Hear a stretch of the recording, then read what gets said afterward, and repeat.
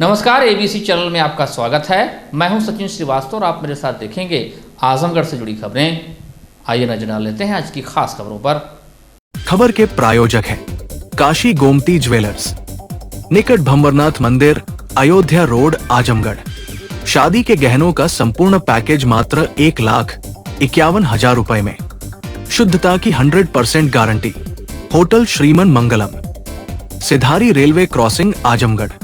किफायती दर पर सभी सुविधाओं से सुसज्जित आजमगढ़ का सर्वोत्तम मांगलिक कार्यक्रम स्थल और lifestyle furniture, Belnadi, Azamgarh. SP ग्रामीण चिराग जैन ने अजमतगढ़ पुलिस चौकी पर सोमवार को सायंकाल ग्रामीण चौपाल लगाकर आसपास के गांव के लोगों को प्रवासी पक्षियों को किसी भी हालत में न मारने की हिदायत दी। साथ ही चेतावनी दी कि प्रतिबंधित पक्षियों का शिकार करने वालों के खिलाफ सख्त कार्रवाई की जाएगी। नवंबर का महीना आते ही विभिन्न देशों के पक्षी अजमतगढ़ के ताल सलोना में प्रवास करने के लिए आते हैं। ठंडक में यहां प्रवास कर पुनः गर्मी बढ़ते ही वापस अपने अपने देश चले जाते। साइबेरियन, टिकवा और लालासर जैसे दर्जनों प्रकार के पक्षी ताल में दस्तक दे चुके हैं। आसपास के गांव के लोग इन पक्षियों को जाल और नशीली दवा देकर पकड़ते हैं। कारण इनका मांस खाने वाले लोग काफी कीमत देकर इन अपने व्यंजन को लजीज बनाते हैं। पिछले कुछ दिनों से अतरकक्षा, बडीहा, डेलुआ, बसंतपुर और अजमतगढ़ के शिकारी इन्हें पकड़ना भी शुरू कर दिए हैं। रविवार को पुलिस ने छापेमारी कर 5 पक्षियों के साथ एक व्यक्ति को पकड़कर जेल भेजा था। सोमवार को एसपी ग्रामीण चिराग जैन ने चौपाल लगाकर लोगों को प्रतिबंधित पक्षियों के बारे में जानकारी दी।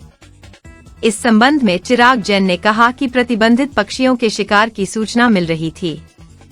रविवार को जियनपुर पुलिस ने एक व्यक्ति को 5 पक्षियों के साथ पकड़ा और जेल भेजा। आसपास के ग्रामीणों को शासन के नियमों की जानकारी देने के लिए ग्रामीण चौपाई लगाई गई है। चौपाल में सीओ सगड़ी शुभम तोदी, प्रभारी निरीक्षक जितेंद्र बहादुर सिंह, लाटघाट चौकी इंचार्ज जाफर खान, एसआई विश्वजीत पांडे, परितोष जायसवाल, शुभम राय उपस्थित रहे। 2-3 दिनों से अजमतगढ़ में स्थित ताल सलोना में साइबेरियन पक्षी और अन्य पक्षियों को मारने की सूचना प्राप्त हो रही थी।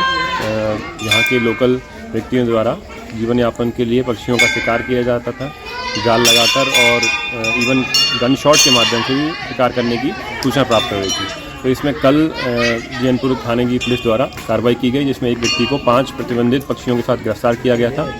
इस गिरफ्तारी के बाद मैंने ये सोचा कि सभी लोगों को सूचित कर दिया जाए, जिनको इस कानून की जानकारी नहीं है उनको भी सूचित कर दिया जाए कि ये प्रतिबंधित है और ये कानूनी अपराध है। इसलिए ही आज ग्राम चौपाल का आयोजन किया गया, जिसमें सभी संभ्रांत लोग, गांव इशराहा, बरडीहा, अतरकच्छा, अम्मापार, इन सब के जो भी लोग थे वो उपस्थित आए। उनसे सबको बताया गया कि ये कानूनी अपराध है, इसमें लिप्त ना हो, नहीं तो विरोध में कार्रवाई की जाएगी। इसके माध्यम से, चौपाल के माध्यम से हमने सब लोगों को जागरूक करने का प्रयास किया है कि इस अपराध में लिप्त ना हो और अपनी जीवन यापन मछली पालन से या अन्य स्रोतों से करना शुरू करें। इसी के लिए ये चौपाल की गई। Thank you. Shibli national college Azamgarh द्वारा कॉलेज के संस्थापक, महान विचारक एवं शिक्षाविद अल्लामा शिबली नोमानी की याद में सोमवार को शिबली डे का भव्य आयोजन किया गया। इस कार्यक्रम का मुख्य उद्देश्य अल्लामा शिबली के शिक्षा, समाज एवं राष्ट्र निर्माण के प्रति विचारों को आगे बढ़ाना रहा। इस अवसर पर विशेष रूप से कॉलेज के विद्यार्थियों को अल्लामा शिबली नोमानी के विचारों से परिचित कराया गया और शिक्षा के प्रति उनकी दूरदृष्टि को आगे बढ़ाने के लिए प्रेरित किया गया। कार्यक्रम में सबसे पहले कॉलेज की एनसीसी यूनिट द्वारा मुख्य अतिथि को गार्ड ऑफ ऑनर प्रस्तुत किया गया। इसके बाद कॉलेज की परंपरा के अनुरूप कुरान की तिलावत के माध्यम से कार्यक्रम की औपचारिक शुरुआत की गई। उसके बाद विद्यार्थियों द्वारा कॉलेज का तराना प्रस्तुत किया गया और कार्यक्रम आगे बढ़ा।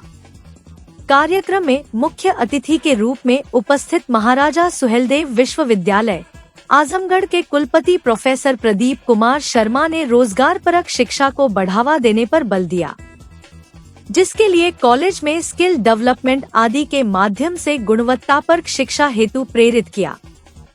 अपने संबोधन में कहा कि अल्लामा शिबली के विचारों की गंभीरता का पता इस बात से ही चलता है कि उन्होंने मात्र 26 वर्ष की आयु में ऐसे महान संस्थान की स्थापना की। और उससे भी बड़ी बात यह कि उन्होंने इस संस्थान के नाम में नेशनल शब्द का प्रयोग किया। पूरे देश में नेशनल शब्द का प्रयोग करने वाले वो पहले व्यक्ति थे। इस अवसर पर कॉलेज के शिक्षकों द्वारा शिबली चेयर की स्थापना की मांग भी कुलपति के समक्ष उठाई गई, जिस पर कुलपति ने हर संभव प्रयास करने का आश्वासन दिया। कार्यक्रम की अध्यक्षता आजमगढ़ मुस्लिम एजुकेशन सोसाइटी के अध्यक्ष डॉक्टर शौकत अली ने की। उन्होंने अपने अध्यक्षीय भाषण में कॉलेज की उपलब्धियों और भविष्य की योजनाओं पर प्रकाश डाला। कार्यक्रम का संचालन प्रोफेसर मोहम्मद खालिद ने किया। कार्यक्रम के दौरान आजमगढ़ मुस्लिम एजुकेशन सोसाइटी का प्रतिनिधित्व करते हुए सोसाइटी के संयुक्त सचिव अनवार अहमद ने शिबली के उद्देश्य, शिबली एकेडमी का प्रतिनिधित्व करते हुए मौलाना उमैर नदवी ने राष्ट्र निर्माण में शिबली के योगदान, कॉलेज के शिक्षकों का प्रतिनिधित्व करते हुए प्रोफेसर अलाउद्दीन ने अल्लामा शिबली के राजनीतिक विचारों, राजनीतिक क्षेत्र में उनके योगदान एवं धार्मिक समन्वय पर प्रकाश डाला। टीचर्स एसोसिएशन का प्रतिनिधित्व करते हुए प्रोफेसर ताहिर ने शिबली के शिक्षा क्षेत्र में उनके योगदान, प्रोफेसर सरफराज ने शिबली की कविता एवं डॉक्टर इरम इल्मास ने वर्तमान में उनकी प्रासंगिकता पर अपने विचार रखे। साथ ही वाद विवाद प्रतियोगिता एवं निबंध लेखन प्रतियोगिता के विजेताओं ने भी अपनी प्रस्तुतियां रखीं। इस कार्यक्रम को भव्य रूप में आयोजित करने हेतु पिछले 1 महीने से प्रयास किए जा रहे थे, जिसके अंतर्गत पिछले 1 महीने से ही कॉलेज में सांस्कृतिक कार्यक्रमों एवं प्रतियोगिताओं का आयोजन किया जा रहा था, जिसमें विशेष रूप से भाषण एवं वाद विवाद, निबंध लेखन, कैलीग्राफी, पेंटिंग एवं मेहंदी प्रतियोगिताएं शामिल थी। शिबली डे के अवसर पर इन प्रतियोगिताओं के विजेताओं को भी सम्मानित किया गया। साथ ही विश्वविद्यालय स्तर पर प्रथम स्थान प्राप्त करने वाले कॉलेज के विद्यार्थियों, नेट जेआरएफ परीक्षा पास करने वाले विद्यार्थियों को भी सम्मानित किया गया। इस अवसर पर कॉलेज की मैनेजमेंट कमेटी के अध्यक्ष अबू साद शमशी, कमेटी के सदस्य doctor Mohammad Ajmal, Athar Rashid, doctor Aslam Sultan, doctor Raziuddin, doctor Zafar Iqbal, doctor Qayamuddin आदि सदस्य, कॉलेज के प्राचार्य प्रोफेसर अफसर अली, सभी अध्यापकगण, नॉन टीचिंग स्टाफ और बड़ी संख्या में छात्र छात्राएं उपस्थित रहे। कार्यक्रम का समापन राष्ट्रगान के साथ हुआ। यह आयोजन न केवल शिबली नोमानी को याद करने के लिए था, बल्कि उनकी शिक्षा, राष्ट्र निर्माण और समाज सुधार की दृष्टि को समझने और अपनाने का प्रेरणा स्रोत भी बना। आज कॉलेज ने ऑर्गेनाइज किया है, इसके लिए मैं कॉलेज को बहुत साधुवाद देता हूँ, बधाई देता हूँ। शिबली जी ने ये जो संस्था एस्टेब्लिश की है, इससे समाज को, यहाँ के क्षेत्र को बहुत बड़ा फ़ायदा हुआ है। ये मैं उनका बहुत बड़ा विज़न कहूँगा कि शिबली जी कितने विजनरी थे। और एक बात और भी इम्पोर्टेंट ये है कि उन्होंने जब देश आज़ादी के लिए लड़ रहा था 1883 में, जो कि अंग्रेज हुकूमत थी, वो ये नहीं लाइक करती थी कि कहीं राष्ट्रीय शब्द का इस्तेमाल हो। उस समय शिबली जी ने ये नेशनल शब्द इसके साथ जोड़ करके एक अपना राष्ट्र प्रेम जो है, राष्ट्रभक्त की जो उसकी भावना थी, उसको भी प्रदर्शित किया बड़े खुले तौर पर, और इसका नाम शिबली नेशनल कॉलेज रखा। और कॉलेज दिनों दिन रात अच्छी प्रोग्रेस कर रहा है। और मैंने भी कॉलेज को कहा है कि शिबली जी को अच्छी श्रद्धांजलि तभी होगी कि जब इस कॉलेज का आप और चहुमुखी विकास करें, रोजगार पर पाठ्यक्रमों को बढ़ावा दें, राष्ट्रीय शिक्षा नीति 2020 के अनुरूप जो सरकार ने निर्देश दिए हैं उनका सुचारू रूप से प्रभावी तरीके से पालन किया जाए। उधर नेक में जो 18 एक्शनेबल पॉइंट्स हैं उनको ध्यान में रखते हुए कॉलेज की जो गतिविधियां हैं, शैक्षणिक और शोध गतिविधियां, उनको उनके अनुरूप लक्षित किया जाए। इसी तरीके से जो ग्लोबल रैंकिंग में पैरामीटर्स दिए गए हैं शैक्षणिक उन्नयन के लिए, शिक्षा सुधार के लिए, गुणवत्ता के लिए, शोध के लिए, बच्चों के रोजगार परक पाठ्यक्रमों के लिए, उन सब का भी पालन शिक्षकों द्वारा और मैनेजमेंट द्वारा कॉलेज में कराया जाए और इंफ्रास्ट्रक्चर बढ़ाया जाए ताकि अच्छे छात्र यहाँ से निकलें। यही मेरा संदेश है। देखिए, शिवली डे कार्यक्रम हर वक्त मनाते हैं हम लोग और उसमें ये रहती है कि हमारी कोशिश रहती है कि हम लोग जो है बच्चों का प्रोग्राम करें शिवली डे के उसमें, क्योंकि उन्हीं को प्रेरित करना है, उन्हीं को उत्साहित करना है। इस साल हमारे जो मुख्य अतिथि थे माननीय कुलपति महोदय थे और उन्होंने अच्छा खासा समय दिया और बहुत अच्छी सारी बातें भी बताई कि कैसे जो है शिक्षा से काम नहीं बनेगा, गुणवत्ता परक शिक्षा दी जाए। उसके लिए IQAC के गठन की बात कही उन्होंने कि IQAC को मजबूत करिए और दूसरा उन्होंने कहा कि रोज़गार परक शिक्षा होनी चाहिए जिसमें जो है स्किल डेवलपमेंट का जो ज़्यादा रोल है, तो हम लोग उस पर काम करेंगे। और इस बार बच्चे जो सभी बच्चे थे हम लोगों ने थोड़ा सा उसका जो विस्तार किया है प्रोग्राम का, उस विस्तार में ये है कि जो महाराजा सुहेलदेव विश्वविद्यालय से जो हमारे बच्चे जो टॉप किए थे उनको भी हमने इस साल मेडल दिया है, मेडल और प्रशस्ति पत्र। और जो नेट JRF क्वालिफाई किए हैं उनको भी हमने फैसिलिटेट किया है, उत्साहवर्धन किया है और उसके साथ साथ जो प्रोग्राम के होते हैं उसको तो किया है। तो हमारा मुख्य उद्देश्य ये होता है कि बच्चों को हम उत्साहित करें शिक्षा के प्रति ताकि वो अच्छे नागरिक बने और प्रदेश देश का साथ में विकास हो। पति की हत्या करने के मामले में अदालत ने आरोपी पत्नी और साले को आजीवन कारावास तथा प्रत्येक को 13,000 रुपए अर्थदंड की सजा सुनाई है। यह फैसला अपर सत्र न्यायाधीश कोर्ट नंबर 6 संतोष कुमार यादव ने सोमवार को सुनाया।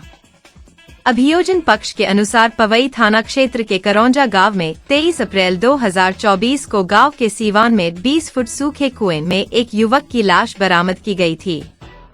मृतक की पहचान पवन यादव पुत्र सच्चिदानंद यादव निवासी रानीपुर थाना मुबारकपुर के रूप में हुई। सच्चिदानंद यादव ने पवई थाने में दी गई तहरीर में कहा कि पवन ने अब से लगभग 7-8 वर्ष पूर्व पूजा यादव पुत्री जयप्रकाश यादव निवासी करौंजा थाना पवई से प्रेम विवाह किया था। पूजा और पवन का दाम्पत्य जीवन बहुत सुखमय नहीं रहा। पूजा यादव ने अपने भाई और पिता के साथ मिलकर उसके बेटे की हत्या करवा दी है। थानाध्यक्ष पवई अनिल कुमार सिंह ने जांच आगे बढ़ाते हुए पूजा यादव को 28 अप्रैल और उसके भाई अंगद यादव 10 मई को गिरफ्तार करने बाद के 18 जून 2024 को चार्जशीट न्यायालय में प्रेषित कर दिया। अभियोजन पक्ष की तरफ से सहायक शासकीय अधिवक्ता विक्रम पटेल तथा रामनाथ प्रजापति ने वादी मुकदमा सच्चिदानंद यादव समेत कुल 8 गवाहों को न्यायालय में परीक्षित कराया। दोनों पक्षों की दलीलों को सुनने के बाद अदालत ने आरोपी पूजा यादव और अंगद यादव को आजीवन कारावास तथा प्रत्येक को 13,000 रुपए अर्थदंड की सजा सुनाई। मंडलायुक्त मनीष चौहान ने मंडल के जनपदों में हुए विकास कार्यों की प्रगति की समीक्षा करते हुए सभी मंडलीय अधिकारियों को निर्देश दिया कि अपने अपने विभाग से संबंधित कार्यों की नियमित रूप से मॉनिटरिंग करते हुए लक्ष्य के सापेक्ष प्रगति को बनाए रखना सुनिश्चित करें।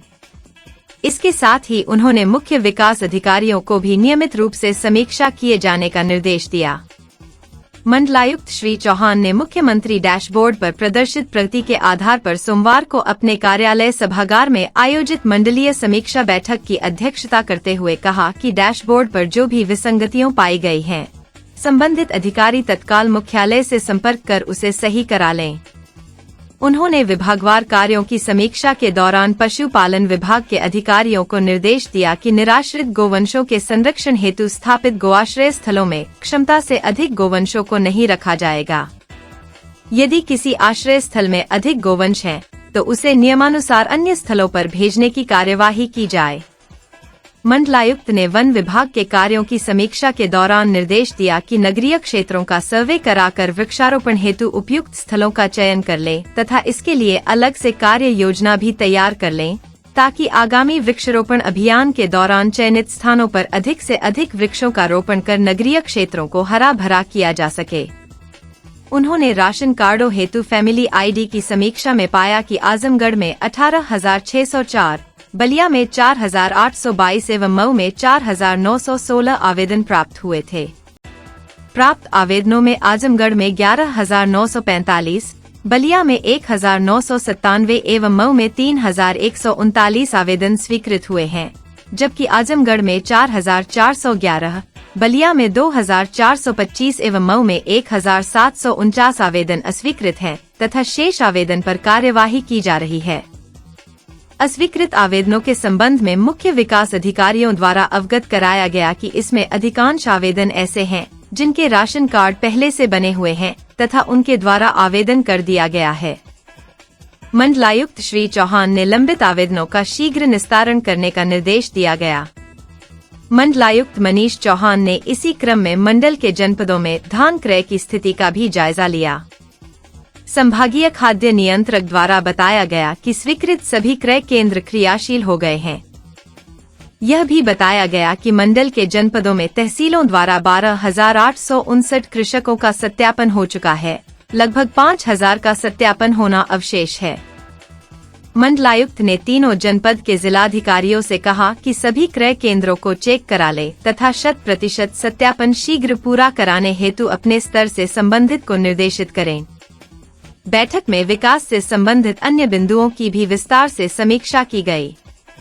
इस अवसर पर जिलाधिकारी आजमगढ़ नवनीत सिंह चहल, जिलाधिकारी मऊ अरुण कुमार मिश्र, सीडीओ आजमगढ़ परीक्षित खटाना, सीडीओ बलिया ओजस्वी राज, सीडीओ मऊ प्रशांत नागर, अपर आयुक्त प्रशासन शमशाद हुसैन, संयुक्त विकास आयुक्त धर्मेंद्र प्रताप सिंह, वन संरक्षक डॉक्टर BC ब्रह्मा, मुख्य अभियंता लोनिवी योगेंद्र सिंह, मुख्य अभियंता विद्युत नरेश कुमार, संयुक्त शिक्षा निदेशक दिनेश सिंह, मंडलीय अर्थ एवं संख्या अधिकारी डॉक्टर नीरज श्रीवास्तव, उप निदेशक मत्स्य डॉक्टर RK गौड़, उप निदेशक समाज कल्याण RK गोंड, उप निदेशक दिव्यांगजन सशक्तिकरण मीना सिंह, अपर निदेशक पशुपालन डॉक्टर अरविंद कुमार गिरी सहित अन्य विभागों के मंडलीय अधिकारी उपस्थित थे। PGI चक्रपानपुर में डॉक्टरों की लापरवाही के चलते आए दिन हो रही मौतों के संबंध में सोमवार को जिलाधिकारी आजमगढ़ को ज्ञापन सौंपा गया। अभी जल्द ही 13 नवंबर को स्थानीय निवासी आनंद विश्वकर्मा ने अपनी मां शारदा देवी की तबीयत खराब होने पर PGI चक्रपानपुर की इमरजेंसी वार्ड में भर्ती कराया। सुबह 7 से लेकर शाम 5 बजे तक कोई डॉक्टर इमरजेंसी वार्ड में मां की शुद्धि लेने नहीं आया, ना तो कोई चेकअप किया ना जांच हुई।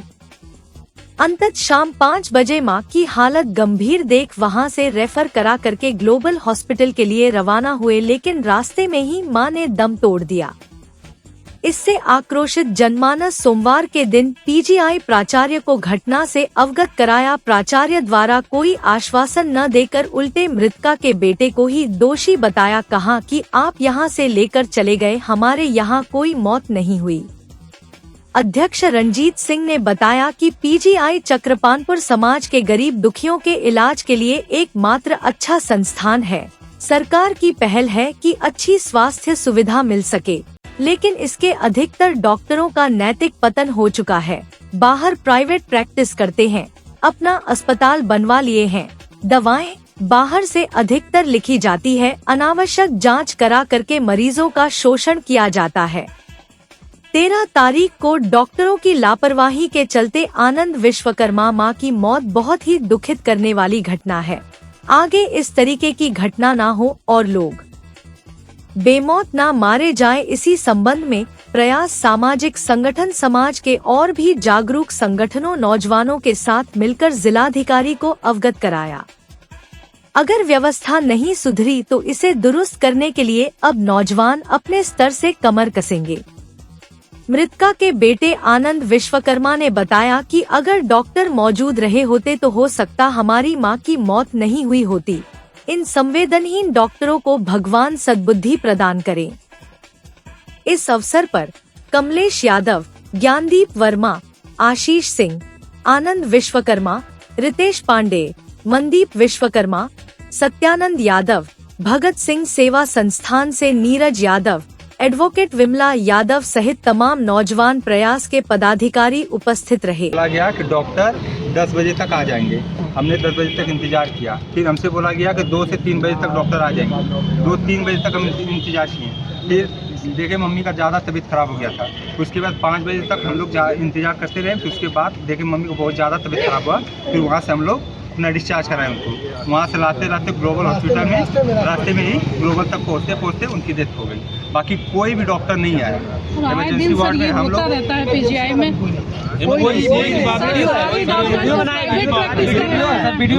कब आएगा मेरा सांवरिया।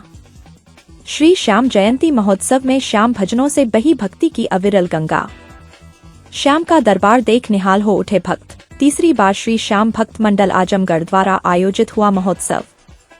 श्री श्याम जयंती महोत्सव पर श्री श्याम भक्त मंडल आजमगढ़ की ओर से आयोजित भव्य संकीर्तन एवं प्रसाद का कार्यक्रम पहाड़पुर स्थित श्री कृष्ण गौशाला पर संपन्न हुआ। कार्यक्रम को भव्य रूप देने के लिए श्याम बाबा का अलौकिक दरबार की अनूठी साज सज्जा की गई, जिसको भक्त अपलक निहारते रहे। वहीं देश विदेश में प्रस्तुतियां देकर श्याम के भजनों से अपनी खास छवि बना चुके कई नामचीन ख्यातिलब्ध भजन गायकों ने अपने भजनों से ऐसा समा बांधा जिससे श्रोता सराबोर होकर भक्ति में झूमते नजर आए।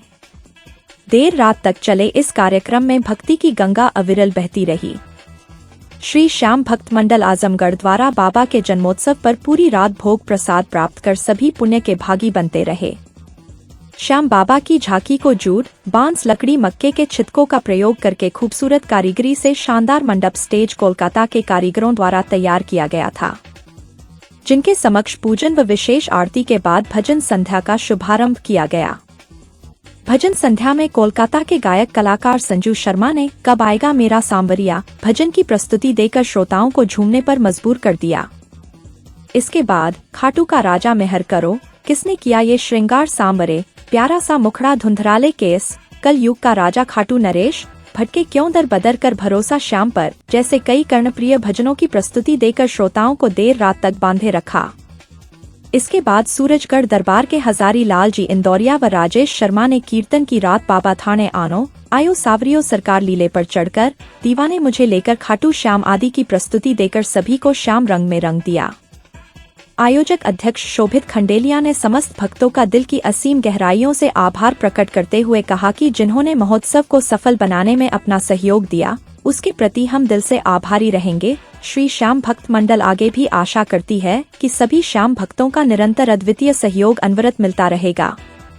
श्याम भक्तों में प्रदीप पैरासिया, नीरज गोयनका, संदीप डालमिया, सीताराम डालमिया, गोपाल डालमिया, कन्हैया डालमिया, अतुल रुंगटा, देव प्रकाश पैरासिया, सोमंत डिडवानिया, कृष्ण मुरारी डालमिया, अरुण रुंगटा, श्याम सुंदर डालमिया, बद्री खंडेलिया, गोपाल खंडेलिया, हरि शर्मा, रमेश खंडेलिया, हर्ष अग्रवाल, बलराम तुलस्यान, आकाश अग्रवाल, अमन अग्रवाल, नीरज रुंगटा, दीन दयाल जी राजभर, जयदीप सरार्फ, मनीष खंडेलिया, संजू गोलवारा, राजकुमार अग्रवाल, विजय रुंगटा, श्याम खंडेलिया, मोहित डालमिया आदि सहित महिलाएं, बच्चे मौजूद रहे।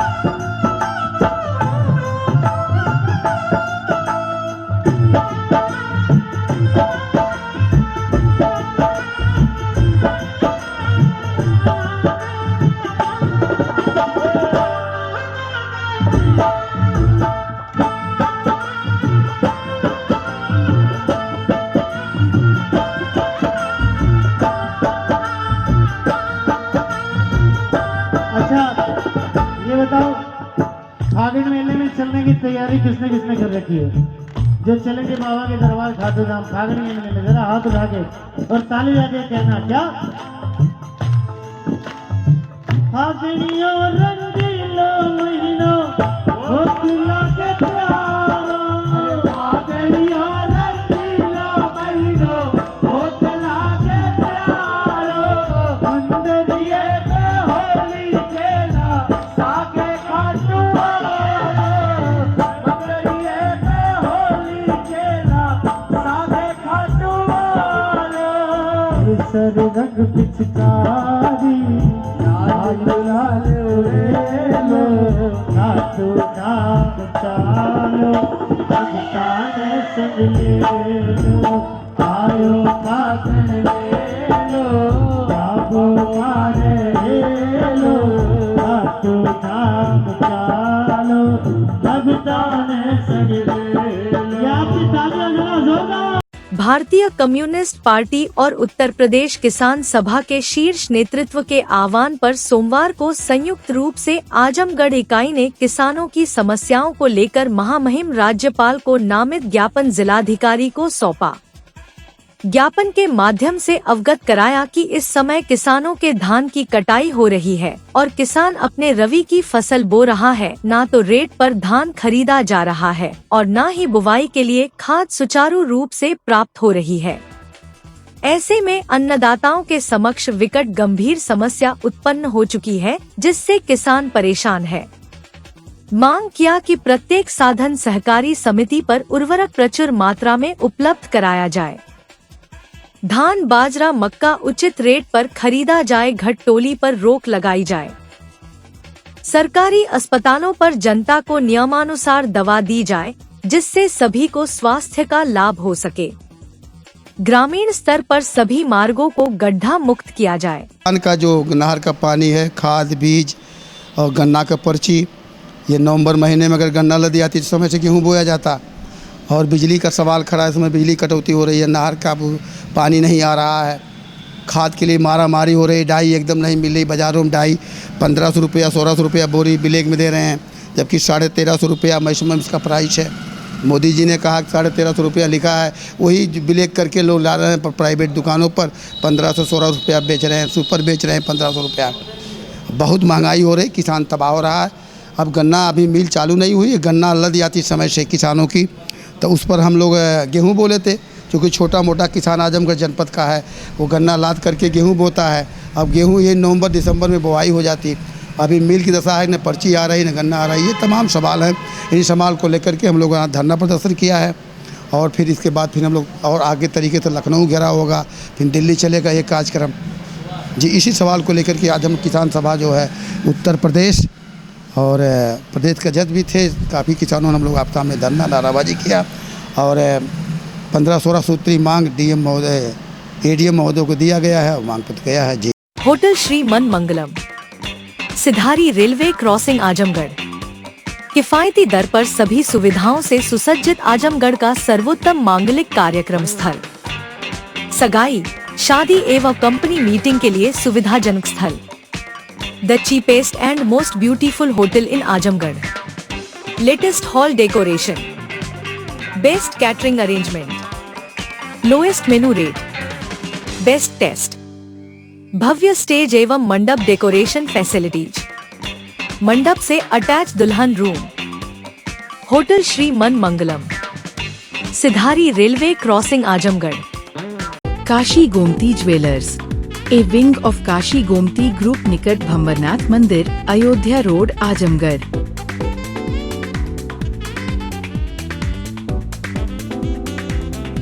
गोल्ड, डायमंड और सिल्वर की ज्वेलरी का विशाल संग्रह।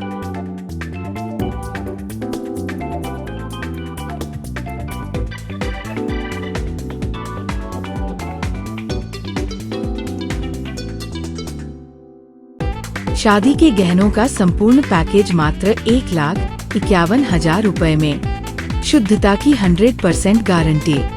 खूबसूरत लम्हों को बनाएं और यादगार। पहुँचे काशी गोमती ज्वेलर्स, निकट भंवरनाथ मंदिर, Ayodhya road, Azamgarh. Lifestyle furniture, Belnadi, Azamgarh. सभी प्रकार के फर्नीचर एवं इलेक्ट्रॉनिक सामानों की भरपूर रेंज उपलब्ध। हमारे यहाँ EMI की सुविधा 0% ब्याज पर उपलब्ध। इलेक्ट्रॉनिक सामानों में LED TV, refrigerator, washing machine, air conditioner, air cooler, deep freezer, water cooler, mixer juicer, iron, fan, induction, battery, inverter, electric geyser, gas geyser, आटा चक्की इत्यादि।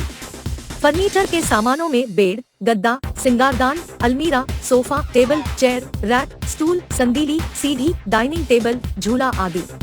शादी विवाह की हो तैयारी या ऑफिस और घर के लिए सामानों की करनी हो खरीदारी, पहुँचिए लाइफस्टाइल फर्नीचर, बेलनाडी, आजमगढ़।